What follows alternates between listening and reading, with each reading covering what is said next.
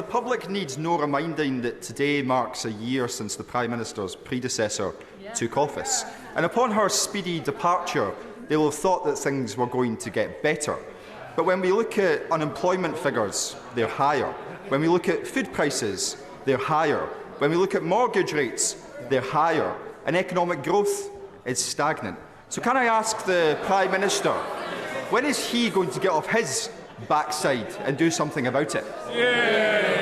Well, Mr. Speaker, I think what the honourable gentleman failed to point out is that the amount of times I've sat across the dispatches from him and his colleagues and heard how somehow we were a laggard when it came to growth, Mr. Speaker. What he didn't do is take the opportunity to correct the record today, now that the pub figures have been published, which demonstrate, in fact, we had the fastest recovery out of any European economy after COVID.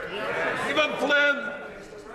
Mr. Speaker, you'd be forgiven for thinking that the Prime Minister thinks everything is all right. But let's look at his proposals for the winter when it comes to a cost of living package. Because when it comes to energy bills, his plan, of course, is to do nothing.